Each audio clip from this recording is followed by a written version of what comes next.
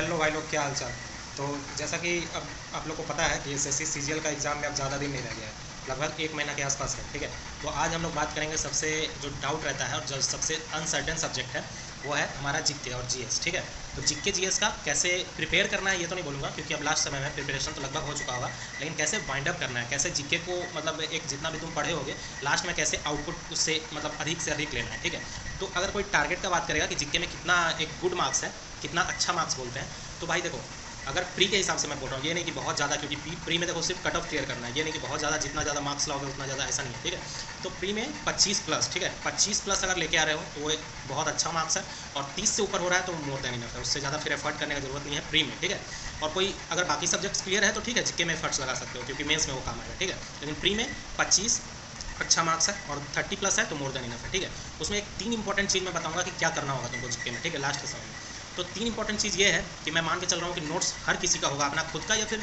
कोई पीडीएफ से कर रहा होगा तो वहाँ से। ठीक है, तो नोट्स डेली तुम रिवाइज कर रहे हो कि नहीं, डेली बेसिस पे नोट्स रिवाइज करना है, और जितना टाइम तुम दे सको अपने हिसाब से, बाकी सब्जेक्ट्स के अलावा जितना टाइम बचे उस हिसाब से, कोई आधा घंटा दो, कोई 1 घंटा दो। ठीक है, नोट्स रिवीजन डेली बेसिस पे होना चाहिए।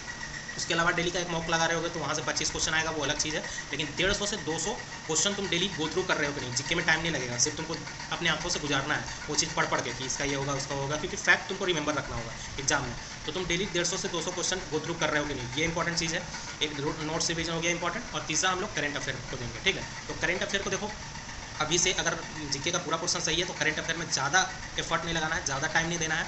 लास्ट का मैं तो बोलूँगा 20 से 25 दिन ही दो, और अगर कोई पहले से मतलब थोड़ा बहुत तो पढ़ा ही होगा, जैसे वीडियो लेक्चर देखा होगा या पीडीएफ होगा, तो बस वही करना है, कोई नोट्स वोट्स नहीं बनाना है। पीडीएफ थोड़ा देखो कि कौन सा रिवार्ड्स वगैरह देखो, स्पोर्ट्स वगैरह देखो, फिर ये अपना स्कीम जो होता है गवर्नमेंट स्कीम, जो भी मतलब इंपॉर्टेंट जो यही सब चीज़ होता है करेंट अफेयर में, तो ये सब चीज़ को गो थ्रू करो। कोई नया कोई मतलब स्कीम आया है, कोई नया कोई मतलब मोटो वगैरह पूछता है कि जैसे ओशियन का कुछ हुआ है, कॉन्फ्रेंस हुआ है तो उसका मोटो क्या था, ये सब चीज़। ठीक है, तो ये सब फाइंड आउट करो और ये सब करेंट अफेयर का क्लियर करो, ज़्यादा एफर्ट नहीं लगाना है करेंट अफेयर में। तो जीके में अगर ये 3 चीज़ तुम कर रहे हो तो तुम्हारा मार्क्स बहुत अच्छा आने वाला है, और अगर एवरेज मोर देन 25 आ रहा है तो ऑलरेडी एक अच्छा मार्क्स है। ठीक है, बाकी बहुत ज़्यादा एफर्ट लगाने की जरूरत नहीं है, बाकी तीनों सब्जेक्ट में एफर्ट लगाओ, क्योंकि वहाँ से मार्क्स बहुत ज़्यादा आएगा, और जीके में मतलब वहाँ लगभग फुल मार्क्स तुम ला सकते हो, मैथ इंग्लिश और रीजनिंग में। ठीक है, और जीके में थोड़ा अनसर्टेन होगा, लेकिन ये तो है कि 25 से ज़्यादा आएगा अगर तुम पढ़े हो तो, और अगर और ज़्यादा एफर्ट लगाओगे तो थोड़ा थोड़ा मार्क्स बहुत धीरे धीरे बढ़ेगा इसमें, ऐसा नहीं है कि 25 से 45 हो जाएगा, ऐसा नहीं। ठीक है, तो 25+ आ रहा है तो कॉन्फिडेंट रहो, तुम बहुत अच्छा स्कोर कर लोगे, और प्री में इतना मोर देन इनफ है। ठीक है,